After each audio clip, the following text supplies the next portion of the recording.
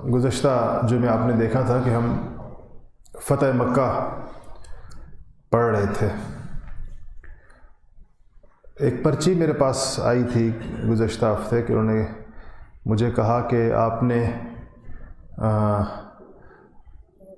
حضرت خالد ابن ولید رضی اللہ تعالیٰ عنہ کا ذکر تو شروع ہو گیا جیسے غزوہ موتا میں ہوا، لیکن ان کے اسلام لانے کی کوئی بات سامنے نہیں آئی، تو ان کے اسلام لانے کا واقعہ نہیں بیان ہوا۔ تو وہ پہلے آپ کو بتا دیتا ہوں، کیونکہ غزوہ موتا سے ظاہر بات ہے کہ وہ پہلے اسلام لائے تھے، اس لیے غزوہ موتا میں شریک تھے۔ سیف اللہ کا خطاب بھی ان کو غزوہ موتا میں ہی ملا تھا۔ تو حضرت خالد ابن ولید رضی اللہ تعالیٰ عنہ کہتے ہیں کہ میں حدیبیہ میں، صلح حدیبیہ میں جو جنگ کے آثار بن گئے تھے، تو میں اس میں قریش والوں کی طرف سے، مشرکین مکہ کی طرف سے پیش تھے۔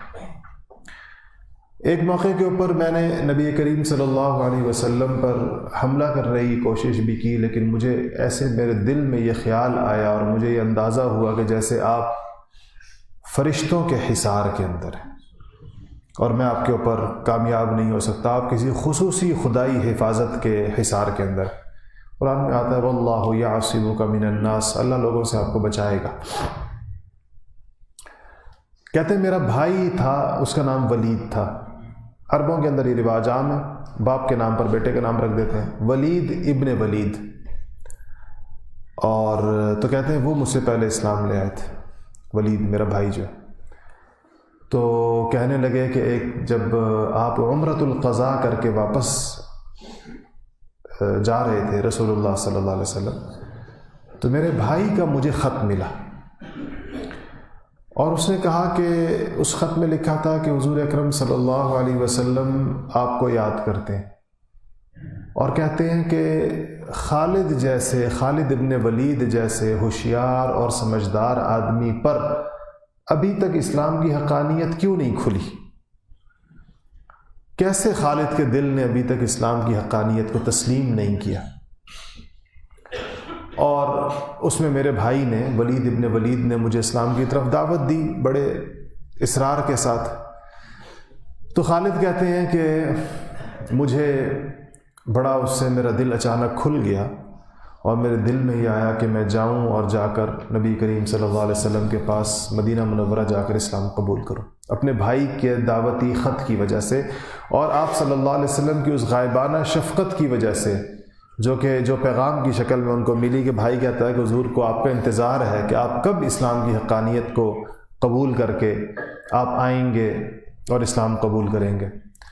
کہتے ہیں کہ میں نکلا مدینہ منورہ کی طرف، تو مدینہ سے پہلے ایک جگہ آتی ہے، وہاں پر مجھے حضرت عمرو ابن العاص، یا عاص ابن وائل کے بیٹے ہیں، اور عاص ابن وائل کا شمار ان 8-10 بڑے رؤساء مشرکین مکہ میں ہوتا ہے جن کو کفر پہ موت آئی اور آپ صلی اللہ علیہ وسلم کو جن سے بہت تکلیفیں پہنچی۔ ان میں سے ایک نام عاص ابن وائل کا بھی ہے، بڑے سرداروں میں سے تھے، جیسے کہ خالد ابن ولید کے باپ ولید ابن مغیرہ تھے، جیسے کہ ابو جہل تھا، جیسے کہ ابو لہب تھا، جیسے کہ اور جتنے عقبہ بن ابی معیط تھا، اور اس طرح کے جو 8-10 بڑے لوگ تھے جو اسلام کے مقابلے میں، جیسے امیہ ابن خلف تھا، اس کا بھائی ابی ابن خلف تھا۔ عجیب اللہ تعالیٰ کی شان ہے، آپ ان میں سے ایک ایک کا نام لیں اور ان کی اولادوں کو دیکھیں، سب کے بچے مسلمان، سب کے بیٹے مسلمان ہوئے، اور بیٹے ایسے نہیں کہ بعد کی نسل تھی، بیٹے بھی جنگوں میں لڑے ہیں۔ باپ تو بالکل صف اول کی لیڈرشپ تھی قریش کی۔ ولید ابن مغیرہ قرآن کے اندر بعض آیات کا مصداق، جس میں اللہ جل شانہ اپنے غیظ و غضب اور غصے کا اظہار کر رہے ہیں مشرکین مکہ پر نام لیے بغیر، ان آیات میں سے بعض آیات کے بارے میں مفسرین کا خیال یہ ہے کہ یہ ولید ابن مغیرہ کی طرف متوجہ ہیں، یہ اللہ تعالیٰ ولید ابن مغیرہ کو کہہ رہے ہیں، اور اسی ولید ابن مغیرہ کے بیٹے ہیں خالد ابن ولید رضی اللہ تعالی عنہ۔ ابو جہل کے بیٹے ہیں اکرمہ بن ابی جہل رضی اللہ تعالیٰ عنہ، امیہ ابن خلف کے بیٹے ہیں صفوان ابن امیہ رضی اللہ تعالیٰ عنہ، اور عاص ابن وائل کے بیٹے ہیں فاتح مصر سیدنا عمرو ابن العاص رضی اللہ تعالیٰ عنہ۔ کیا زبردست دعوتی پیغام اور تحریک تھی رسول اللہ صلی اللہ علیہ وسلم کی۔ یہ جتنے نام میں نے آپ کو لیے ہیں جن بیٹوں کے، باپ کے نہیں صرف بیٹوں کے، یہ سارے بیٹے وہ ہیں جو خود مسلمانوں کے مقابلے میں لڑے ہیں باقاعدہ جنگوں کے اندر۔ یہ نہیں کہ یہ چھوٹے تھے بعد میں انہوں نے آنکھ کھولی تو ان کو اسلام کا پیغام سمجھ میں آ گیا۔ ان میں سے ایک ایک جنگوں میں شریک رہا، یہ بدر میں شریک رہے ہیں سارے، احد کے اندر شریک رہے ہیں سارے، لیکن بالآخر حضور اکرم صلی اللہ علیہ وسلم کا جو پیام محبت تھا وہ ان کے دلوں کے اندر پہنچا، اس نے دستک دی، آپ کی صداقت، آپ کی حقانیت ان کے اوپر اللہ پاک نے کھول دی۔ سیرت پڑھانے کا ایک بڑا مقصد یہ ہوتا ہے کہ ہمیں وہ گر اور وہ طریقے پتہ چلیں جو نبی کریم صلی اللہ علیہ وسلم نے اپنی دعوت میں اختیار کیے، تاکہ ہمیں بھی اس چیز کا سلیقہ پیدا ہو کہ اسلام کی دعوت کس طریقے کے ساتھ دی جاتی ہے، اور بالآخر چاہے جتنا مشکل ماحول کیوں نہ ہو، جتنی مشکل فضا کیوں نہ ہو، بالآخر اسلام کی دعوت، اسلام کا پیغام لوگوں کے دلوں کے اندر گھر کر کے رہتا ہے۔ تو یہ سارے لوگ، تو خالد ابن ولید کہتے ہیں میں جب پہنچا تو عمرو ابن العاص مل گئے۔ عمرو ابن العاص کیسے؟ وہ بھی ان سے پوچھا تو انہوں نے کہا کہ اچھا، کہتے ہیں میں نے ادھر مکہ میں پہلے اپنے جو دوستوں میں سے اکرمہ بن ابی جہل سے پوچھا کہ کوئی پروگرام ہے اسلام لانے کا، اس نے کہا نہیں ہے، بعد میں مسلمان ہے۔ میں نے پھر صفوان ابن امیہ سے پوچھا، میں نے کہا میرا تو کچھ اس طرح، تو سارے میرے ساتھ جھگڑنے لگے کہ تجھ جیسا بہادر آدمی کیا وہ ان کی طرف جا رہا ہے؟ تو کہتے ہیں میں اس طرح اکیلا آ گیا، تو یہاں مجھے مل گئے عمرو بن العاص مدینہ سے تھوڑا باہر، تو میں نے ان سے پوچھا کہ آپ کیسے آئے ہیں، تو پتہ چلا کہ ان کا بھی یہی ارادہ ہے۔ تو پوچھا کہ وہ مکہ سے نہیں آ رہے تھے عمرو بن العاص۔ تو عجیب بات یہ ہوئی کہ عمرو بن العاص کہتے ہیں کہ مجھے جب اندازہ ہو گیا کہ حضور اکرم مجھے صلح حدیبیہ کے بعد عمرۃ القضاء میں جو ہم نے صحابہ کی شان و شوکت دیکھی تھی نا، آپ کو پتہ ہے عمرۃ القضاء میں جب صحابہ آئے تھے تو یہ جو آپ عمرے کے اندر ایک رمل کرتے ہیں، رمل سمجھتے ہیں عمرے میں کیا ہوتا ہے؟ وہ جو سینہ تان کر پہلی 3 رکعتوں کے اندر، پہلے 3 چکروں کے اندر، 4 چکروں میں جو سینہ اس طرح آگے باہر نکال کر دونوں ہاتھوں کو ایک فوجی پریڈ کے سے انداز کے اندر جو عمرے کے اندر کیا جاتا ہے طواف میں، یہ ایسا ہوا کہ جب آپ عمرۃ القضاء کے لیے آئے صلح حدیبیہ کے اگلے سال، تو مشرکین مکہ نے مشہور کر دیا تھا کہ مدینہ منورہ کی چونکہ فضا، مشہور یہ تھا مکہ کے اندر کہ مدینہ کے اندر صحت نہیں ہے، اور یثرب کے زمانے میں یہ یثرب کا بخار بہت مشہور تھا۔ یہ تو آپ صلی اللہ علیہ وسلم کے تشریف لے جانے کی برکت سے مدینہ کی فضائیں بدل گئیں۔ آپ نے باقاعدہ دعا کی تھی کہ یا اللہ یہ مدینہ کے اس بخار کو اٹھا کر جحفہ پہنچا دے، جحفہ ایک اور جگہ، کہ وہاں تک نکال دے اس بخار کو۔ تو وہاں سے اس کے بعد یہ بخار کا خاتمہ ہوا تھا، اس لیے مدینہ منورہ میں آپ کی تشریف آوری سے پہلے آب و ہوا کوئی بہت سازگار نہیں تھی۔ تو مکہ میں بات مشہور تھی کہ یثرب کی آب و ہوا ٹھیک نہیں ہے، اور یہ لوگ ہجرت کر کے وہاں گئے ہیں۔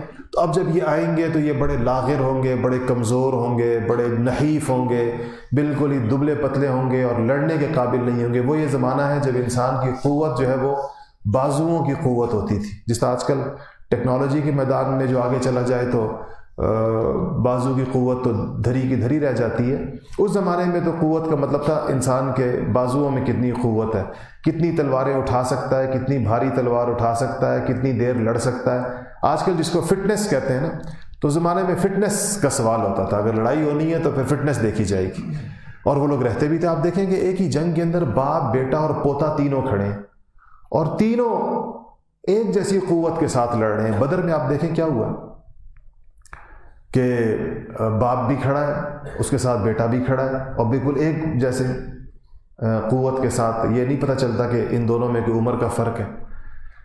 تو جب یہ بات مکہ میں چونکہ یہ پروپیگنڈا ہوا تھا، تو آپ صلی اللہ علیہ وسلم نے صحابہ سے کہا تھا کہ سینہ تان کرے طواف کرے، تاکہ ان کی کسی کمزوری کا کوئی احساس یا کوئی شائبہ بھی نہ ہو، مشرکین مکہ کو کوئی غلط فہمی نہ ہو کہ وہ کمزور ہو گئے۔ تو خیر اس شان و شوکت کے ساتھ صحابہ نے عمرہ کیا تھا، 2000 سے زیادہ لوگ تھے آپ کے ساتھ۔ خالد ابن ولید رضی اللہ تعالیٰ عنہ کہتے ہیں کہ تو عمرو بن العاص رضی اللہ تعالیٰ عنہ کہتے ہیں کہ جب میں نے یہ منظر دیکھا تو میرے دل میں یہ بات آئی کہ اب آپ پورے عرب کے اوپر غالب ہو جائیں گے، اب آپ کے غلبے کا دور آ گیا، اب ہم سے آپ کو، آپ کے اس سیل رواں کو، آپ کے جانثاروں کے اس لشکر کو روکا نہیں جا سکے گا۔ تو کہتے ہیں مجھے، اچھا غیور لوگ تھے نا، غیرت مند لوگ تھے، کہتے ہیں مجھے یہ مغلوبیت کی اور غلامی کی زندگی کے تصور سے خوف آیا کہ ہم نے تو اسلام قبول نہیں کیا، تو ہمارا سٹیٹس کیا ہوگا جب یہ سب کچھ ہو جائے گا۔ تو میں کہتے ہیں حبشہ چلا گیا۔ میں نے کہا نجاشی بہت بڑا بادشاہ ہے، بہت بڑی حکومت ہے حبشہ میں، تو یہ حبشہ تک تو ان کی حکومت نہیں آئے گی، آئی بھی تو یہ عرب کے اوپر آئے گی، تو میں عرب سے نکل جاتا ہوں۔ تو کہتے ہیں کہ میں وہاں بیٹھا ہوا تھا تو میں نے نجاشی نے کے ساتھ کوئی بات چیت چل رہی تھی، تو میں نے کچھ ایسی بات کہی نجاشی کے سامنے جس پر نجاشی نے مجھے زور سے، جو حضور اکرم صلی اللہ علیہ وسلم کی کوئی توہین پر مشتمل کوئی بات کہی، تو نجاشی نے زور سے مجھے منہ پر اتنی زور کا تھپڑ مارا کہ میری ناک سے خون نکل آیا، اور اس نے کہا کہ تمہیں شرم نہیں آتی، وہ اللہ کے، وہ تو نبی برحق ہیں اور ان کے اوپر وحی اور وہی پیغام ان کے اوپر آتا ہے کہ جو موسیٰ اور عیسیٰ کے اوپر آیا کرتا تھا۔ تو کہتے ہیں مجھے اس وقت خیال آیا کہ یہ اتنا سمجھدار آدمی ہے اور اتنے بڑی، میں نے آپ کو پہلے بتایا تھا نا کہ حبشہ دنیا کی بڑی طاقتوں میں سے ایک طاقت تھی، قیصر روم اور فارس کے بعد تیسری بڑی سلطنت جو اس زمانے میں سمجھی جاتی تھی وہ حبشہ کی تھی۔ اب دیکھیں قرآن کی آیت ہے کہ وَتِلْكَ الْأَيَّامُ نُدَاوِلُهَا بَيْنَ النَّاسِ کہ اللہ پاک لوگوں کے درمیان حالات کو گھماتے رہتے ہیں۔ دنیا کی ایک زمانے کی سپر پاور، آج افریقہ کے یہ ملک غربت اور افلاس کے اعتبار سے دنیا کے سب سے غریب ترین ملک، ایتھوپیا اور ایریٹیریا اور صومالیہ کا کچھ حصہ اور سوڈان کا کچھ حصہ، یہ اس زمانے کا حبشہ ہے سارا کا سارا۔ آج وہاں پر خاک اڑتی ہے اور انسانی تمدن اور تہذیب کے کوئی ایسے نشانات موجود نہیں ہیں سوائے کھنڈرات کے، جن سے پتہ چلے کہ یہاں اتنی عظیم الشان سلطنت ایک زمانے کے اندر رہی ہے، دنیا کی بڑی طاقتوں میں سے ایک طاقت۔ تو کہنے لگے کہ میں نے، نجاشی نے مجھے جب یہ کہا تو بس میرے دل کے اندر یہ بات آئی کہ اتنا سمجھدار آدمی غلط بات نہیں کر سکتا۔ میں دل میں اللہ پاک نے آپ صلی اللہ علیہ وسلم کے لیے قبولیت پیدا کی۔ میں نے نجاشی سے کہا کہ آپ اپنا ہاتھ بڑھائیں، میں آپ کے ہاتھ کے اوپر اسلام قبول کرتا ہوں۔ اس سے سیرت نگاروں نے یہ مسئلہ نکالا ہے کہ اس سے پتہ چلتا ہے کہ نجاشی اس وقت تک باقاعدہ مسلمان ہو چکے، تو وہ وہاں اسلام قبول کیا نجاشی کے ہاتھ پر ایک طرح سے، پھر آ رہے تھے مدینہ منورہ رسول اللہ صلی اللہ علیہ وسلم کے ہاتھ پر اسلام قبول کرنے کے۔ یہ دونوں مل گئے حرہ کے مقام پر، جو مدینہ منورہ سے تھوڑا سا باہر جو پہاڑ ہے وہاں پر، اور وہاں سے پھر خالد ابن ولید رضی اللہ تعالیٰ عنہ حضور کی خدمت میں حاضر ہوئے۔ آپ نے ان کی تشریف آوری کے اوپر بڑی خوشی کا اظہار کیا۔ آپ کو اللہ تعالیٰ اپنی خداداد فراست اور نور نبوت اور وحی کے انوارات کی وجہ سے ان لوگوں کی شناخت خاص طور پر ہو جایا کرتی تھی جن لوگوں سے اسلام میں اللہ تعالیٰ نے کام لینا ہوتا تھا۔ ان کا اب دیکھیں خالد ابن ولید رضی اللہ تعالیٰ عنہ نے احد کی جنگ کے اندر پانسا پلٹا تھا۔ احد کی جنگ حضور اکرم صلی اللہ علیہ وسلم کے دل مبارک کا ایک بہت بڑا صدمہ تھا، اتنا بڑا صدمہ تھا کہ عائشہ رضی اللہ تعالیٰ عنہ کہا کرتی تھی کہ یا رسول اللہ، میں نے پوچھا ایک دفعہ کہ یا رسول اللہ کیا احد سے زیادہ سخت دن بھی آپ کی زندگی میں گزرا ہے؟ اس سے زیادہ بڑی آزمائش بھی آپ نے دیکھی ہے؟ تو آپ نے فرمایا ہاں عائشہ، وہ دن جب طائف کے لڑکے میرے پیچھے لگے ہوئے تھے، تو یہ اس سے بھی زیادہ سخت دن تھا، کیونکہ بہرحال اگر دیکھا جائے تو احد کی جو آزمائش تھی وہ بہرحال صحابہ کے ایک بڑی جماعت کے اوپر مشترکہ طور پر آئی تھی، لیکن طائف کے اندر تو آپ بالکل تنہا تھے، ایک حضرت زید بن حارثہ ساتھ تھے صرف۔ تو تنہائی میں جو آزمائش آتی ہے، مصیبت آتی ہے، وہ زیادہ بڑی ہوتی ہے۔ عربی کا مقولہ ہے کہ المصیبت اذا عمت خفت، کہ مصیبت جب عام ہو جائے نا، سب لوگوں کے اوپر آ جائے تو پھر ہلکی ہو جاتی ہے، خفیف ہو جاتی ہے، اکیلے بندے پر ہو تو بہت زیادہ سخت لگتی ہے اس کو۔ تو آپ چلے مدینہ منورہ سے روانہ ہوئے، صحابہ روزے سے تھے، میں نے آپ کو بتایا رمضان کا مہینہ تھا، فتح مکہ رمضان میں آتی، اور ایک جگہ ہے جس کو مکہ مکرمہ سے تقریباً 73 میل کے فاصلے پر میل سے آپ پھر کلومیٹر بنا لیں تو 100 سے زیادہ کلومیٹر بن جائیں گے. وہاں پر آپ نے صحابہ کی مشقت کا خیال کر کے روزہ توڑ دیا, افطار کر دیا دن کے اندر, اور صحابہ سے بھی کہا کہ روزہ وہ کر لیں, کیونکہ جہاد جب سامنے آ جائے تو روزے کی تو قضا ہو سکتی ہے, بعد میں روزہ رکھا جا سکتا ہے. سفر میں ویسے بھی قرآن نے کہا ہے کہ اگر انسان سفر میں رخصت لینا چاہے روزے کی تو بالکل لے سکتا ہے, بعد میں رکھ لے اس روزے کو. اس کے بعد آپ پہنچے مر الزہران, یہ سمجھے مکہ کے تھوڑا سا باہر اس کے مضافات.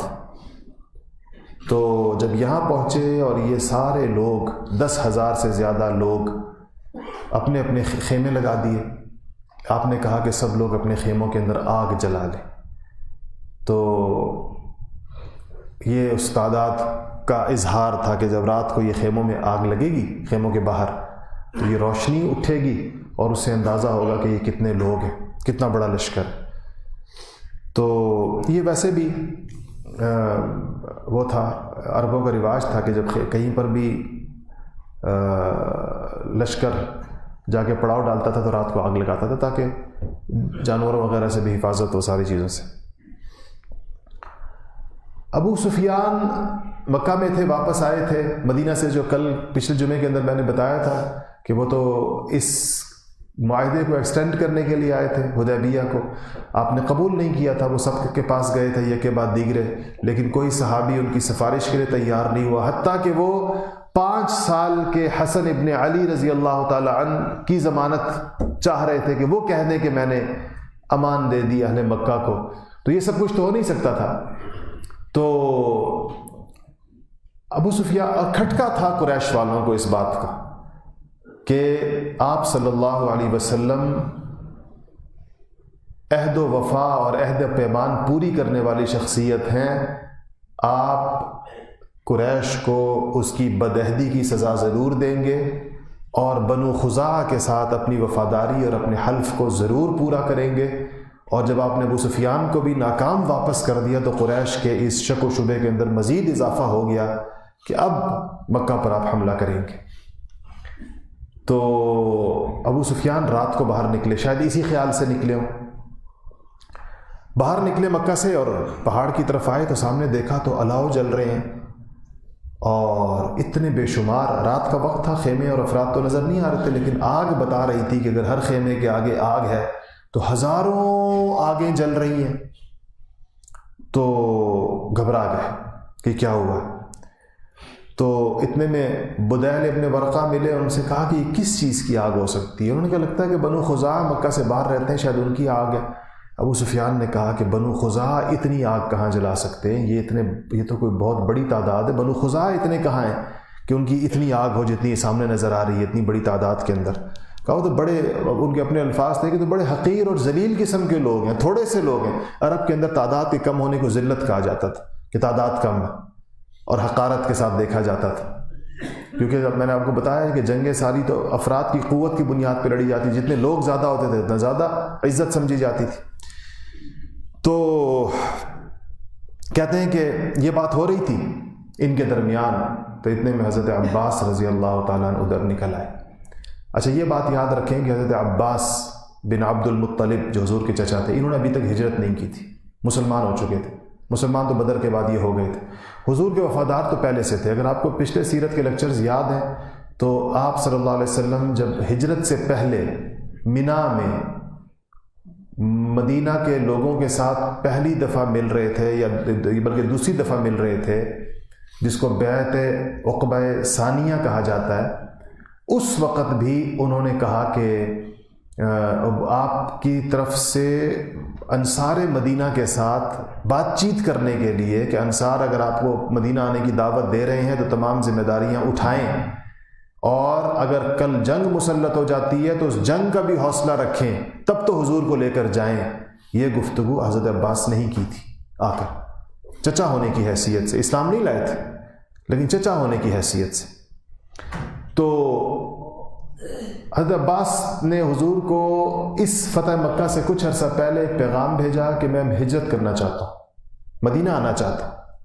آپ نے فرمایا کہ چچا آپ مکہ میں ہی رہیں اور آپ وہ آخری مہاجر ہوں گے جیسے کہ میں آخری نبی ہوں اللہ کا. آپ کے بعد ہجرت نہیں ہوگی، یعنی ہجرت ختم ہو جائے گی۔ ہجرت تو ظاہر بات ہے کہ فتح کے بعد تو ہجرت نہیں ہوتی، لا ہجرت بعد الفتح، فتح کے بعد کوئی ہجرت نہیں۔ ہجرت تو محکومی کے زمانے میں ہوتی ہے، مظلومیت کے زمانے میں ہوتی ہے۔ تو عباس نکل آئے رضی اللہ تعالیٰ عنہ، ابو سفیان سے ان کا تعلق بھی تھا، آپس میں مراسم بھی اچھے تھے، دونوں اپنے اپنی قریش کی اپنی اپنی شاخوں کے، ابو سفیان بنو امیہ کے اور عباس بنو ہاشم کے بڑے لوگوں میں سے تھے۔ تو عباس نے کہا کہ ابو سفیان، یہ محمد مصطفیٰ صلی اللہ علیہ وسلم کا لشکر ہے اور یہ آ گیا تمہارے سر کے اوپر، اب ایک ہی تم لوگوں کے پاس حل ہے، اگر قریش اپنی جان اور اپنی گردن بچانا چاہتے ہیں تو حل یہ ہے کہ حضور صلی اللہ علیہ وسلم کے پاس جا کر امن مانگ لو، اس کے سامنے تم لوگ ٹھہر نہیں سکتے۔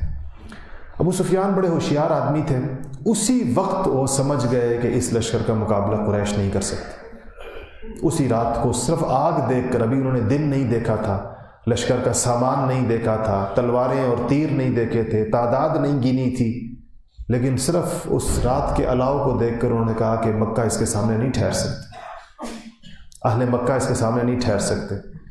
تو یہ ادھر آپ صلی اللہ علیہ وسلم کو بذریعہ وحی جو اطلاعات ہو جایا کرتی تھی، آپ نے صحابہ سے کہا کہ اگر کسی کو ابو سفیان نظر آ جائیں تو مارے نہ ان کو، میرے پاس زندہ لے کر، کیونکہ ابو سفیان رضی اللہ تعالی عنہ کے جرائم کی فہرست اسلام لانے سے پہلے جنگیں اور دشمنی اتنی لمبی طویل تھی کہ اس بات کا اندیشہ تھا کہ بدر کے شہداء میں سے، احد کے شہداء میں سے، خندق کے شہداء میں سے، کسی بھی موقع کے شہداء میں سے کسی کا وارث ابو سفیان کو دیکھے تو کہے کہ جی میرے چچا کا خون ایسی گردن پر، یا میرے باپ کا ہے، یا میرے بھائی کا ہے، یا میرے بیٹے کا، یا ویسے ہی آپ صلی اللہ علیہ وسلم سے دشمنی کی وجہ آپ نے کہا اس کو مارے کوئی نہ۔ تو آئے عباس رضی اللہ تعالیٰ عنہ لے کر حضور کی طرف، خیمے کی طرف۔ ابو سفیان نے کہا کہ مجھے لے چلیں۔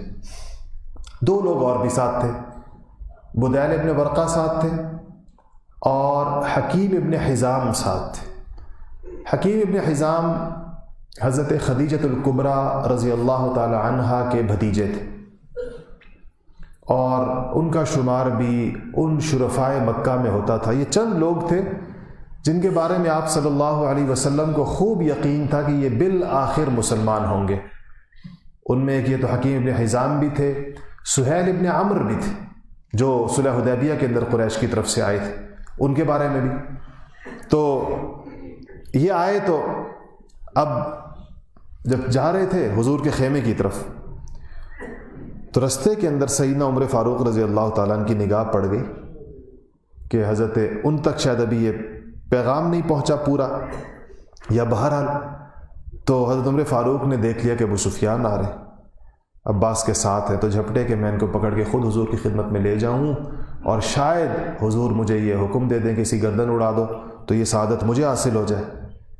تو حضرت عباس نے کہا کہ حضرت عمر سے کہا کہ آپ ان کو ہاتھ نہیں لگا سکتے، یہ میری امان کے اندر ہے۔ اور تو حضرت عمر نے جب دیکھا کہ حضرت عباس ان کے سامنے کھڑے ہو گئے، حضرت عمر تیزی سے دوڑے حضور کے خیمے کی طرف کہ میں جا کر حضور سے کوئی حکم لے لوں اس بارے میں، کیا کرنا ہے ابو سفیان۔ حضرت عمر وہاں پہنچے تو پیچھے پیچھے حضرت عباس بھی پہنچ گئے ابو سفیان کو لے کر۔ تو حضرت عمر نے جاتے ہی حضور سے کہا کہ یا رسول اللہ، آج بغیر کسی عہد معاہدے کی، کسی پیمان کے بغیر ابو سفیان ہاتھ آ گئے، مجھے اجازت دے میں نہیں گردن اڑا دوں۔ پیچھے سے حضرت عباس پہنچے، کہا یا رسول اللہ میری امان کے اندر ہے، میں نے ان کو امان دی ہے۔ تو اس پر جو ہے وہ حضرت عمر کو دیکھا تو حضرت عباس کو کچھ اور نہیں سوجھا، تو حضرت عمر سے کہا کہ یہ تم اس لیے اتنے پرجوش ہو رہے ہو اس کو قتل کرنے کے لیے کہ یہ تمہارے قبیلے بنو عدی سے نہیں ہے، اگر یہ تمہارے قبیلے سے ہوتے تو تمہیں پھر وہ ہوتا۔ تو اس پر کہا کہ یہ اصل میں جو بنو امیہ تھے اور بنو ہاشم تھے، ان کا اوپر دادا تو ایک ہی تھا، بنو عبد مناف ہیں سارے، تو ان کا کہ ہماری تو قریبی رشتہ داری ہے آپس میں۔ یہ تو اب لوگوں نے یہ ماحول بنا دیا کہ جیسے بنو امیہ اور بنو ہاشم کو شروع سے آپس کے اندر لڑتے جھگڑتے رہے ہیں کربلا کے واقعے کی وجہ سے۔ حالانکہ آپ تاریخ اسلام پڑھیں، سیرت پڑھیں، بنو ہاشم اور بنو امیہ تو ہمیشہ آپس میں دوست رہے ہیں، ان کی تو ہمیشہ آپس کے اندر حلیف رہے ہیں ایک دوسرے کے، کیونکہ ان کی رشتہ داری بہت آپس میں قریب کی تھی۔ تو اس پر جو ہے انہوں نے کہا کہ حضرت عمر فاروق رضی اللہ تعالیٰ عنہ کو بہت یہ بات سخت لگی کہ حضرت عباس جو ہیں وہ مجھے قوم پرستی کا طعنہ دے رہے ہیں، یعنی مجھے کہہ رہے ہیں کہ میرا قبیلہ یہ نہیں ہے تو میں اس لیے اس کو مار رہا ہوں۔ تو عمر نے کہا کہ عباس، خدا کی قسم، اللہ جانتا ہے اگر مجھے اختیار دیا جاتا اسلام کا کہ میرا باپ خطاب اسلام لے آئے یا عباس آپ اسلام لے آئیں، تو میں آپ کے اسلام کو پسند کرتا، کیونکہ آپ کا اسلام رسول اللہ کی آنکھیں ٹھنڈی کرتا کہ آپ ان کے چچا۔ تو کہا کہ میں تو آپ کے خاندان کے ساتھ اتنا مخلص ہوں کہ میں اپنے باپ کے اسلام کے اوپر، خطاب کے اسلام کے اوپر، میں عباس آپ کے اسلام کو ترجیح دوں اگر میرے بس کے اندر، اگر میرے اختیار میں ہو، کیونکہ اس لیے کہ اس میں حضور کی خوشی زیادہ اس کے اندر ہوتی۔ تو میرا تو آپ کے بارے میں یہ خیال ہے، حضرت عمر ابن خطاب نے کہا حضرت عباس سے، آپ کا میرے بارے میں جو بھی خیال ہو تو آپ کو اپنا خیال، آپ کی مرضی ہے، جو بھی آپ سمجھیں۔ آپ نے حضور اکرم صلی اللہ علیہ وسلم نے حضرت عباس سے کہا کہ ابو سفیان کو اپنے خیمے میں لے جائیں، رات تھی، صبح لے کر آئے میرے پاس، اور وہ تو چلے گئے۔ حکیم ابن حزام اور بدیل ابن ورقا یہ حاضر خدمت ہوئے آپ کے، اور انہوں نے اسلام قبول کر لیا، اور آپ ان سے مکہ مکرمہ کے حالات دریافت کرتے رہے کہ کیا صورتحال ہے، کیا چیزیں۔ صبح حضرت عباس رضی اللہ تعالیٰ عنہ ابو سفیان رضی اللہ تعالیٰ عنہ کو لے کر حاضر خدمت ہوئے۔ آپ نے ان کو دیکھ کر کہا کہ اے ابو سفیان، کیا وقت آ نہیں گیا کہ آپ اللہ تعالیٰ کی وحدانیت کو قبول کر لیں، اللہ تعالیٰ کے وحدہ لا شریک ہونے کو مان لیں؟ تو ابو سفیان نے کہا کہ میرے ماں باپ آپ پہ قربان، آپ بڑے حلیم ہیں، بڑے درگزر کرنے والے ہیں، اگر اللہ تعالیٰ کے علاوہ ان بتوں کے اندر کوئی صلاحیت ہوتی تو آج ہم ایسے رسوا نہ ہو رہے ہوتے اور یہ ہماری مدد کرتے۔ یہ جو انہوں نے ہماری مدد نہیں کی، اس کا مطلب یہ ہے کہ یہ مدد نہیں کر سکتے۔ تو اس پر آپ نے کہا کہ ابو سفیان، یہ تو ان لوگ مان لیں، کیا وقت آ نہیں گیا کہ آپ مجھے اللہ کا نبی مان لیں؟ تو انہوں نے کہا کہ آپ بہت کریم ہیں، عفو درگزر کرنے والے ہیں، مجھے آپ کی نبوت میں تردد ہے، مجھے شک ہے کہ آپ اللہ کے نبی ہیں یا نہیں۔ اس سے ہی پتہ چلتا ہے نا کہ وہ لوگ جو نبوت کو ابھی یعنی ٹھیک ہے کمالات دیکھ رہے تھے، لیکن کچھ کنفیوژن باقی تھی جس کی وجہ سے ابھی تک اس کی طرف تھے۔ تو عباس رضی اللہ تعالیٰ عنہ نے کچھ دعوت دی، کچھ سمجھایا کہ حضور اکرم صلی اللہ علیہ وسلم کی، تو اس پر مان گئے اور اسی وقت وہیں پر اسلام قبول کر لیا۔ اسلام قبول کیا۔ اب لشکر کے کوچ کا وقت آیا مکہ کی طرف، تو آپ صلی اللہ علیہ وسلم نے حضرت عباس سے کہا کہ یہ جو لشکر نیچے پہاڑ کے دامن کے اندر ہے، اس پہاڑ کے اوپر جو چٹان کے کونے کے اوپر لے جا کر وہاں ابو سفیان کو کھڑا کریں، اس درے کے کونے کے اوپر جہاں سے لشکر نیچے سے سارا گزرے گا، یہ منظر دکھائیں ابو سفیان کو۔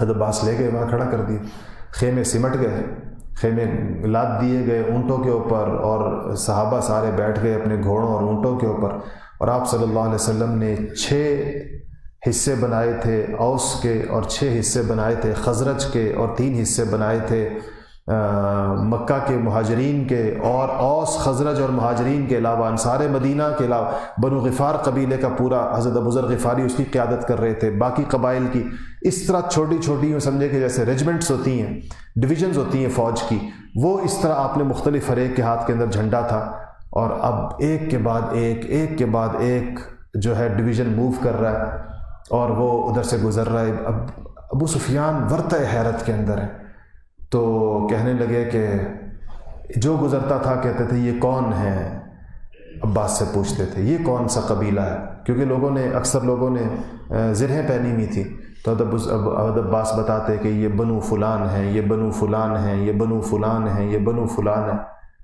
تو وہ حیران ہو کے دیکھتے رہے۔ پھر وہ عظیم الشان دستہ سامنے آیا جس میں خود نبی کریم صلی اللہ علیہ وسلم موجود تھے، اس کے آگے اور پیچھے انصار اور مہاجرین جیسے ایک جانبازوں اور جانثار اپنی زرہیں پہنی ہوئی اور تلواریں ہاتھ میں لی ہوئی، اور سورج کی روشنی زرہوں اور تلواروں پر پڑ رہی تھی، آنکھیں چندھیا رہی تھیں اس کی وجہ سے، ٹکٹکی باندھ کے انسان نہیں دیکھ سکتا تھا، تو نظر اس زرہوں اور تلواروں کی چمک کی وجہ سے نظر نہیں آ رہا تھا. تو ابو سفیان نے ایک دم پوچھا کہ عباس یہ کون ہے؟ تو حضرت عباس نے کہا کہ اس میں محمد مصطفیٰ صلی اللہ علیہ وسلم اپنے جانثاروں کے ساتھ ہیں. تو ابو سفیان کے منہ سے نکلا کہ عباس تیرے بھتیجے کی بھی کیا بادشاہانہ شان ہے، کیا کسی بادشاہ نے ایسی شان دیکھی ہوگی، یہ تیرے بھتیجے کی ہے. تو عباس نے کہا کہ ابو سفیان یہ بادشاہت نہیں ہے، یہ نبوت ہے. یہ بادشاہت نہیں ہے، یہ نبوت ہے، یہ نبوت کی شان ہے جو تمہیں نظر آ رہی ہے. اس پر ابو سفیان نے منظر تو دیکھ لیا، لشکر آہستہ چلتا ہے. ابو سفیان بھاگے ہوئے مکہ میں گئے اور جا کر سب لوگوں کو اعلان کیا. اچھا ایک چیز اور بیچ میں رہ گئی، اس سے بھی آپ حضور اکرم صلی اللہ علیہ وسلم کی مزاج شناسی کو دیکھیں. حضرت عباس نے کہا کہ یا رسول اللہ، ابو سفیان لیڈر ٹائپ کے آدمی ہیں اور لیڈری ذرا پسند بھی کرتے ہیں، مکے کے بڑوں میں سے، اسلام لے کر آئے ہیں، واپس جا کے اپنے اسلام کا پیغام لوگوں کو سنائیں گے تو لوگ تو ان پہ مطلب تھوڑی پھپتیاں کسیں گے کہ تم ڈر گئے لشکر کو دیکھ کے اسلام لے آئے. تو کوئی چیز ان کو عزت والی دے دیں، کوئی عزت کی کوئی چیز ان کو دے دیں کہ مکہ میں یہ جائیں تو لوگوں کی نگاہوں کے اندر یہ ہلکے نہ ہوں. تو آپ نے فرمایا کہ ٹھیک ہے، من دخل دار ابی سفیان فہو آمن، جو ابو سفیان کے ڈیرے پر آ گیا وہ اس کو امن ہے، اس کے ساتھ کوئی باز پرس نہیں ہوگی. ابو سفیان جا کر یہ اعلان کر. تو یعنی جو حکم بیت اللہ کا دیا وہی حکم ابو سفیان کے گھر کو بھی دے دیا کہ من دخل دار ابی سفیان فہو آمن ومن دخل بیت اللہ فہو آمن. جو اللہ کے گھر میں چلا گیا اس کو بھی امن ہے، اور جو ابو سفیان کے گھر میں چلا گیا اس کو بھی امن ہے. یہ عزت کی چیز تھی جو حضور نے اپنے چچا کے مطالبے کے اوپر دے دی. اس سے آپ اندازہ لگائیں کہ انبیاء کس قسم کا حوصلہ اور کلیجہ اور سینہ لے کر دنیا کے اندر آتے ہیں. سارے جرائم بیک لخت معاف ہو گئے، اور مقام اور کیا عزت کا ان کے ساتھ معاملہ کیا کہ ان کے گھر کو وہ شان عطا کر دی جو شان بیت اللہ کو دی تھی، کہ بیت اللہ میں داخل ہونے والا بھی امن میں ہے اور ابو سفیان کے گھر میں آنے والا بھی امن کے اندر. تو جب وہ گئے ابو سفیان اور جا کر انہوں نے یہ اعلان کیا کہ محمد مصطفیٰ صلی اللہ علیہ وسلم آ گئے، اس لشکر کا مقابلہ نہیں ہو سکتا، بس آپ نے اعلان کر دیا یا تو اپنے گھروں کے اندر بیٹھ جاؤ کچھ نہیں کہا جائے گا، اور بیت اللہ میں چلے جاؤ کچھ نہیں کہا جائے گا، یا میرے گھر کے اندر آ جاؤ کچھ نہیں کہا جائے گا. یعنی مقابلہ جو نہیں کرے گا اس کو کچھ نہیں کہا جائے گا، جو تلوار نہیں اٹھائے گا اس کو کچھ نہیں کہا جائے گا. ایک چیز اور درمیان میں پیش آئی جب یہ لشکر پاس سے گزر رہا تھا. سعد ابن عبادہ رضی اللہ تعالی عنہ ابو سفیان کے پاس سے گزرے تو ان کو ذرا جوش آیا، ظاہر بات ہے پرانی یادیں تو تھیں. تو کہا کہ انہوں نے ایک مصرع کہا کہ الیوم یوم الملحمہ، اب تو گھمسان کی جنگ کا دن ہے. یہ آج کا دن جو ملحمہ کہتے ہیں زوردار قسم کی جنگ کو، کہا کہ زوردار جنگ کا دن آیا ہے. اور الیوم یوم تستحل الکعبہ، یہ بات آتا ہے تستحل الحرمہ، اب حرمتیں پامال ہوں گی اس کے نتیجے کے اندر. اور اذل اللہ قریشن، اللہ قریش کو ذلیل کرے گا جنہوں نے حضور کا مقابلہ کی. تو ابو سفیان نے سن تو لیا، اور ان کے لیے قریش کا سردار ہونے کی حیثیت سے یہ جملے بہت سخت، مقابلے کی پوزیشن میں نہیں تھے. حضور کے پاس چلے گئے، کہا رسول اللہ کیا آپ نے اپنے رشتہ داروں کا خون بہانے کا سوچا؟ کیا آپ مکہ کی سرزمین کی حرمت پامال کریں گے؟ بیت اللہ کی حرمت پامال ہوگی، آج قریش آج ذلیل ہوں گے. تو حضور نے کہا کیوں؟ کہا کہ سعد ابن عبادہ نے یہ کہا.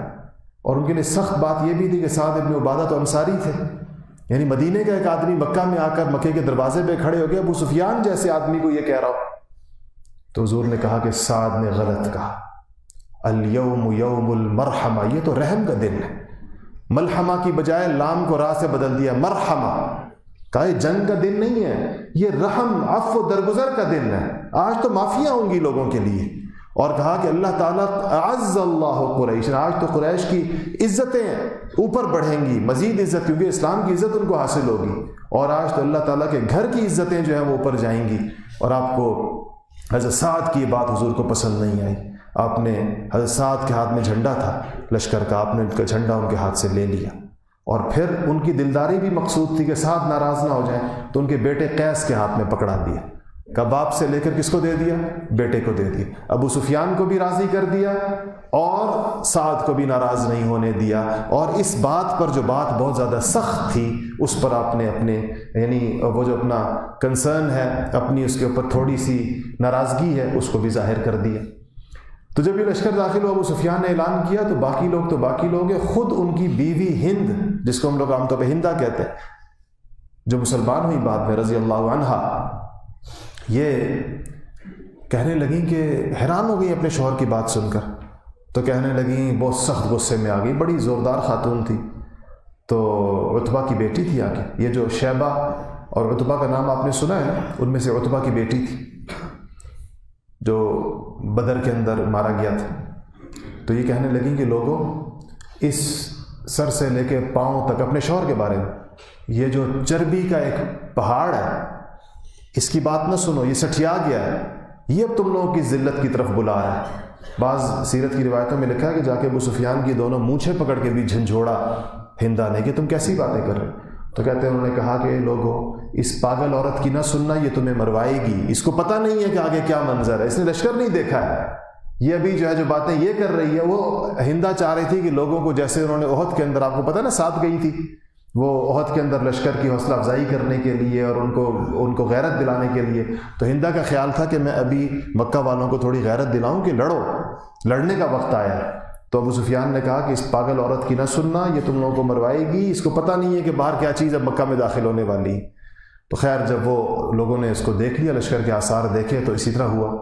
عجیب بات آپ کو بتاؤں کہ پھر جب ہندا اسلام قبول کرنے کے لیے آئی نا حضور کے پاس، نقاب پہن کر آئی تھی، ان کا خیال تھا کہ شاید مجھے دیکھ کر حضور اکرم صلی اللہ علیہ وسلم غصے میں نہ آ جائیں، احد نہ یاد آ جائے. اگرچہ یہ حضرت حمزہ کا کلیجہ چبانے والی روایت پر تو محدثین کو اشکال ہے، اس کی سند ایسی نہیں ہے کہ محدث اس کو مان لیں. اگرچہ ہماری سیرت کی ساری کتابوں میں لکھا ہوتا ہے کہ حضرت حمزہ کا کلیجہ چبایا گیا، سنا ہوگا آپ نے یہ بات کہ ہندا نے حضرت حمزہ کا کلیجہ نکال کے چبایا. لیکن یہ روایات محدثانہ اصولوں کے مطابق، سند اور روایت اور راویوں کی تفصیلات کے مطابق محدثین کے نزدیک کوئی بہت زیادہ مستند روایت نہیں ہے. لیکن بہرحال اور بہت ساری چیزیں تو تھیں.